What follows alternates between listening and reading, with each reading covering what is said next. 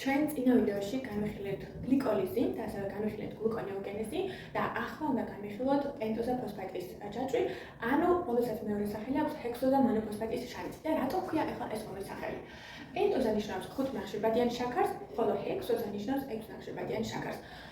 პენტოზა მონოფოსფატის ჯაჭვის მთავარი მიზანი არის ის, რომ ვაწარმოოთ 5 ნახშირბადიანი შაქარი ფოსფატით.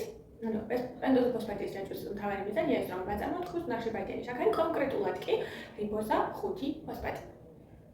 მაგრამ რატო ქვია მაშინ ჰექსოზა მონოფოსფატის შანტი? და ჰექსოზა მონოფოსფატის შანტი იწყება 6 ნახშირბადიანი შაქრით, ერთ ფოსფატის ჯგუფთან ერთად, რომელიც არის გლუკოზა 6 ფოსფატი და მთავრდება, ანუ ისე უბრუნდება გლიკოლიზის მეტაბოლიტებს, როგორც ფრუქტოზა 6 ფოსფატი, ანუ ესეც ისევ ჰექსოზა მონოფოსფატი არის.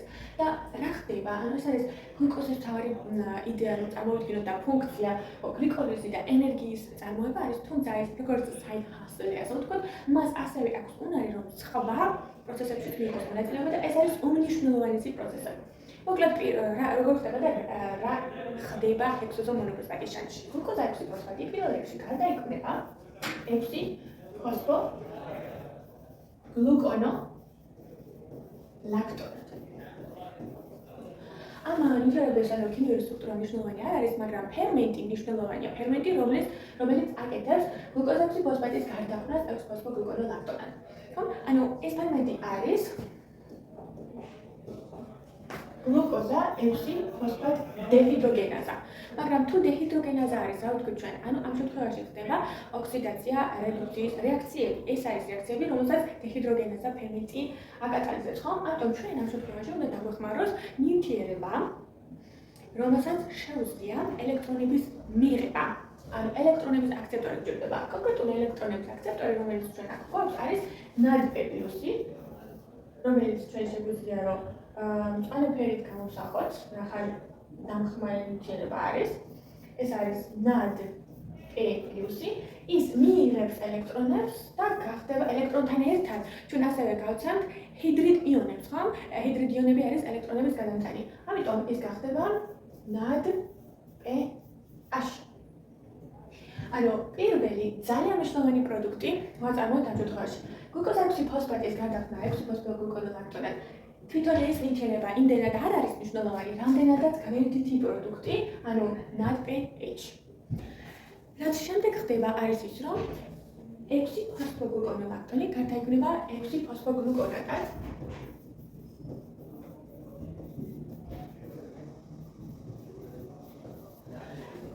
ეს რეაქციაც მნიშვნელოვანი არ არის, რაც აკეთებს 6 ფოსფო გლუკონო ლაქტონაზა და წყლის დამატებით ჰიდროლიზება ხდება. მაგრამ ეს რეაქცია იმდენად მნიშვნელოვანი არ არის, თუმცა შემდეგი რეაქცია ისევ მნიშვნელოვანი. შემდეგი რეაქციიდან 6 ფოსფო გლუკონატისგან წარმოიქმნება რიბულოზა 5 ფოსფატი. მაგრამ ამასაც რომელი ფერმენტი გარდაქმნის? აქაც ჩვენ გვჭირდება დეჰიდროგენაზა, ანუ ეს ფერმენტი იქნება, მოკლედ რომ დავწეროთ 6 ფოსფოგლუკონატ დეჰიდროგენაზა. მაგრამ თუ დეჰიდროგენაზა არის, ჩვენ გვაქვს ელექტრონების გაცემა მიღება, ხო? ამ შემთხვევაში ხდება გაცემა ელექტრონების და ამაში ჩვენ დაგვეხმარება ისევ NADP+, რომელიც მიიღებს ელექტრონებს და ჰიდრიდ იონებს და გარდაიქმნება NADPH. აი აქედან უკვე ჩვენ დავამთავრეთ HMP შანტის ოქსიდაციური რეაქციების წყება, ასე ვთქვათ ჯაჭვი, სადაც ოქსიდაცია ნიშნავს რას ელექტრონების გაცემას, ხო? სადაც ჩვენ გავეცით ელექტრონები და შედეგად მივიღეთ NADPH1 და NADPH2. რაც მნიშვნელოვანია იმისთვის, რომ გლუტათიონმა შეინარჩუნოს ფუნქციონირება და განიიტრალოს რეაქტიული ჟანგბადის რადიკალები, რომ მათ ვეღარ შეძლონ უჯრედის მოლეკულების დაზიანება. რა ხდება შემდეგ?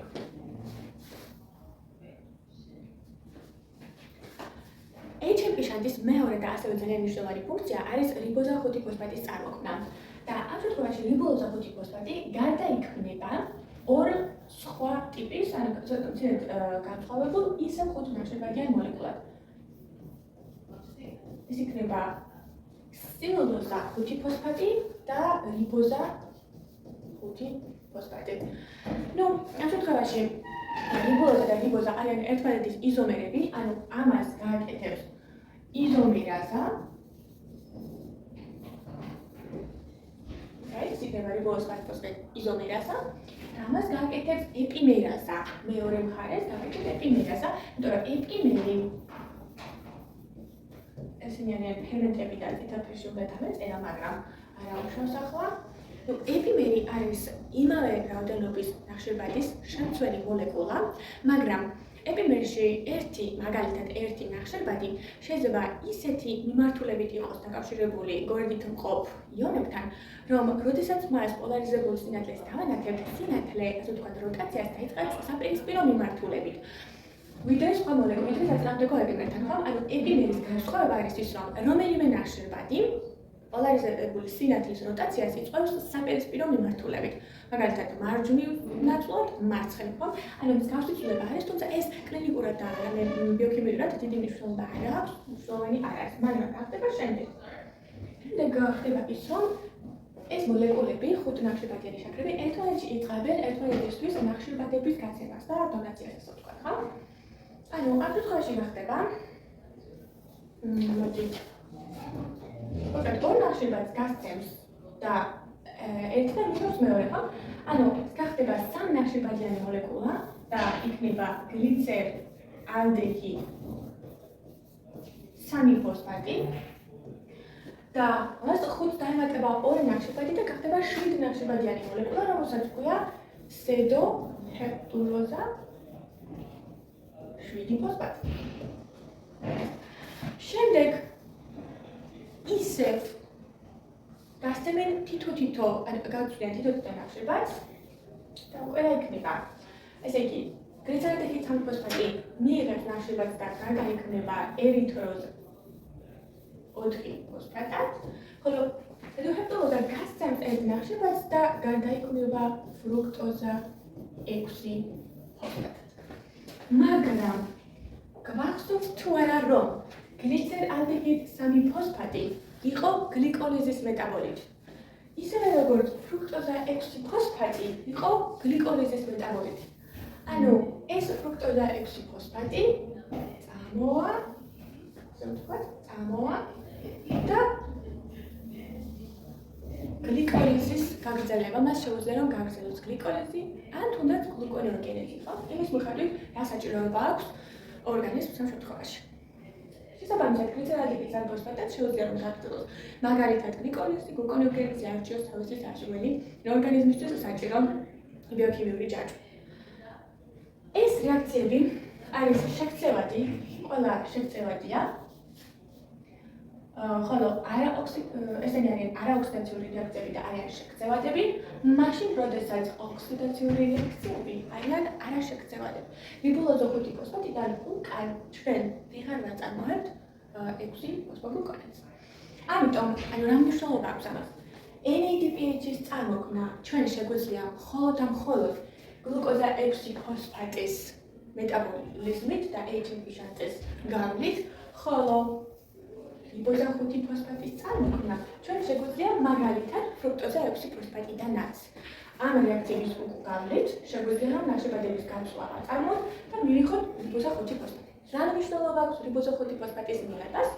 რიბოზა 5 ფოსფატი კიდევ ვიმეორებთ, ეს არის ნუკლეინის ჟავების საწყისი ნივთიერება, რომელზეც შემდეგ უნდა აშენდეს, ასე ვთქვათ, ნუკლეინის ჟავი, ნუკლეოტიდები. მოკლედ, ეს არის HMP შატი.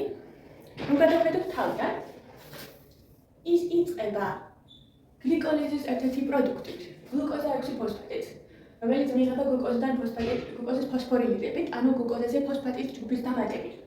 შემდეგ გლუკოზა 6 ფოსფატი გადაეცემა 6 ფოსფოგლუკონოლაქტონს.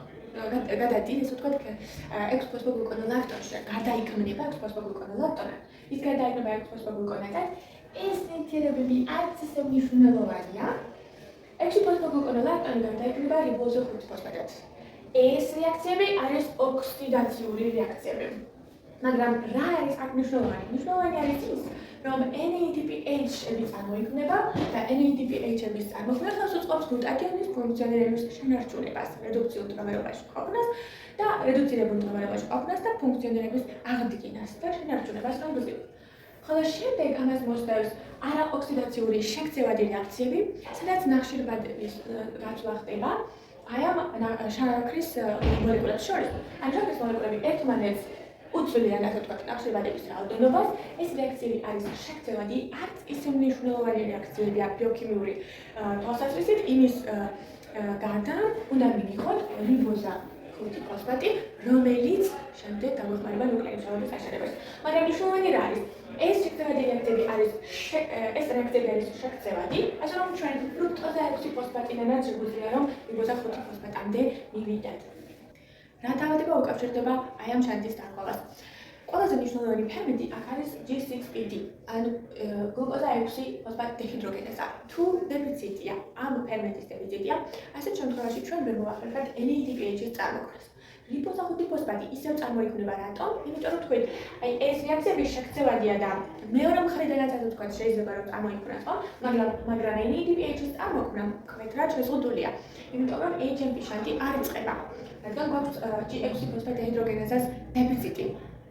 აქედან გამომდინარე, გლუტატიონის ფუნქცია მნიშვნელოვნად შეიზღუდება. ის ვეღარ მოახერხებს ტოქსიკური ჟანგბადის რადიკალების განიტრალებას და ეს ყველაზე მეტად დააზიანებს ერითროციტებს, ანუ სისხლის წითელ უჯრედებს. ნებისმიერ შემთხვევაში, როდესაც გვაქვს დაგროვება ტოქსიკური ჟანგბადის რადიკალების, ერითროციტები დაიშლება, ანუ მოხდება მათი ჰემოლიზი და ამის მიზეზი შეიძლება გახდეს კონკრეტული მედიკამენტის მიღება, ასევე კონკრეტული საკვების მიღება, სპეციალური ტიპის ლობიოს ხშირად უკავშირებენ ამ დაავადების დროს წვავე ჰემოლიზის განვითარებას და ასევე ინფექციები მაგალითად, ან სხვადასხვა მდგომარეობები. ეს იყო HMP შანტი, ისრებს წარმატებებს.